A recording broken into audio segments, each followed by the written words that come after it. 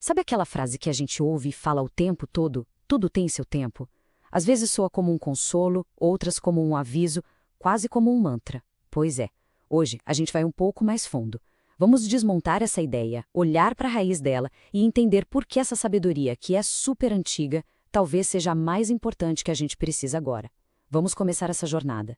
E o nosso ponto de partida é esse aqui, essa passagem super conhecida do livro de Eclesiastes. É ela que coloca o fundamento para tudo que a gente vai conversar. A ideia de que a vida não é só uma bagunça de coisas acontecendo, mas sim uma série de estações, de ritmos, e que cada um deles tem um porquê. Então, para começar, vamos dar uma olhada nesse poema antigo. E a sacada aqui é que ele não fala só de momentos bons e ruins, sabe? Ele descreve uma dança de opostos, um conjunto de ciclos que são supernaturais e que juntos formam a grande poesia da vida. Olha que interessante a estrutura. O autor, que muitos acreditam ter sido o rei Salomão, apresenta a vida em 14 pares de opostos. Pensa nisso. Nascer e morrer, chorar e rir, guerra e paz. Ele basicamente cobre todas as pontas da experiência humana, mostrando que cada um desses extremos tem o seu lugar e a sua hora certa.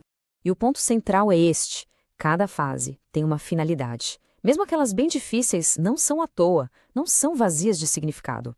É como na agricultura, né? Ninguém consegue colher sem antes ter plantado. E aquele tempo de espera entre uma coisa e outra não é tempo perdido. Pelo contrário, é uma parte essencial do processo todo. Ok, agora vamos subir um degrau nessa análise e olhar para uma lente mais teológica. A ideia de que esses tempos e estações não acontecem por acaso, mas que fazem parte de um plano maior, um plano soberano que rege tudo. Como diz o pastor Hernandes Dias Lopes, a ideia aqui é que não existe improviso ou acaso nos planos divinos. É um projeto intencional, que não pode ser atrapalhado ou frustrado pelas nossas ações aqui na Terra. E tem um exemplo na história que ilustra isso de um jeito impressionante. Lá em 1553, a rainha Maria Tudor, que ficou conhecida como Maria Sanguinária, tentou acabar com o protestantismo na Inglaterra. A perseguição foi tão forte que muita gente teve que fugir para a Europa, para lugares como Alemanha e Suíça.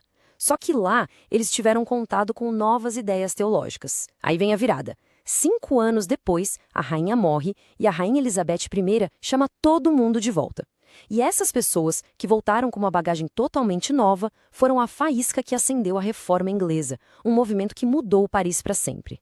Ou seja, aquilo que parecia ser um tempo de pura destruição, olhando para trás, foi na verdade o catalisador para uma transformação religiosa gigantesca. É um exemplo histórico muito forte de como os acontecimentos, mesmo os mais terríveis, podem acabar servindo a um propósito que a gente não enxerga na hora. Reforça muito aquela ideia de que os planos maiores não podem ser frustrados. Bom, agora vamos sair dessa escala gigante da história e trazer essa conversa para a nossa vida, para a vida de cada um. Como é que esses tempos aparecem como fases diferentes na nossa jornada pessoal? O pastor Cláudio Duarte traz um ponto muito prático. A vida é feita de fases. E a chave para o nosso crescimento seria justamente entender e tirar a lição de cada uma delas.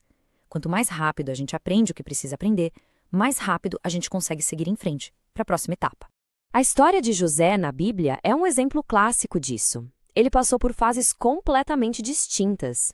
Primeiro, como filho preferido, ele aprendeu o que era amor e segurança. Depois, como escravo, aprendeu a administrar as coisas dos outros e a lidar com quem estava acima dele.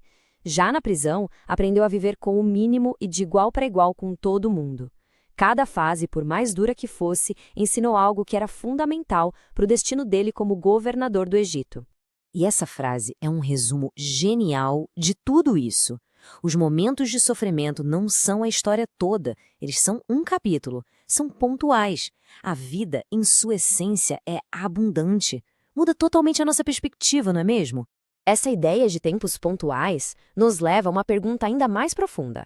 Afinal, o que é o tempo? Para a gente entender melhor, vale a pena buscar a sabedoria dos gregos antigos. Eles tinham 2 palavras bem diferentes para falar sobre isso. E essa pergunta, tirada de um resumo acadêmico, nos atinge em cheio. Para onde vamos com tanta pressa? É uma pergunta que força a gente a encarar de frente essa obsessão que a nossa cultura tem com a velocidade, com o para ontem. E aqui está a distinção que os gregos faziam, que é brilhante. De um lado, a gente tem o Cronos.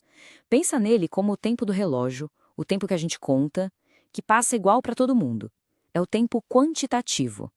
Do outro lado existe o kairos. Esse é o tempo qualitativo. É o momento certo, a oportunidade, a hora H. Ele não pode ser medido, só pode ser percebido. É o tempo da natureza, do amadurecimento de uma fruta, por exemplo. E aqui talvez esteja a raiz de boa parte da nossa ansiedade hoje em dia. A gente vive tentando forçar que as coisas do tempo kairos, como um processo de cura, um insight criativo, o crescimento de um relacionamento, aconteçam no cronograma do Cronos. Respeitar o kairos é entender que certas coisas simplesmente têm seu próprio ritmo e não adianta empurrar. Certo. Então, se existe um plano maior, se a nossa vida tem fases, e se existe um tempo certo para tudo, como é que a gente vive isso no dia a dia? A resposta provavelmente está numa virtude que anda meio em baixa: a paciência. Mas vamos ressignificar a paciência. Não é só sobre esperar de braços cruzados de forma passiva. É sobre ter um respeito ativo pelo processo. É entender que cada coisa, cada pessoa, cada projeto tem um ciclo natural para se desenvolver de um jeito saudável. E como a gente cultiva isso? Bom, aqui tem algumas dicas práticas. Tentar praticar empatia, se colocar no lugar do outro. Definir expectativas realistas, sem ficar se comparando. Conversar abertamente sobre o que se está sentindo. Reconhecer nossos próprios limites, o que nos tira do sério. E talvez o mais importante, praticar a autocompaixão, entender que crescer é um processo. Essa reflexão do padre Fábio de Mello é linda demais. A alegria não é o contrário da tristeza ou a ausência dela. Muitas vezes, um sorriso verdadeiro é o que vem depois de ter vivido por completo o tempo de chorar. É o resultado de ter processado a dor e conseguido chegar do outro lado.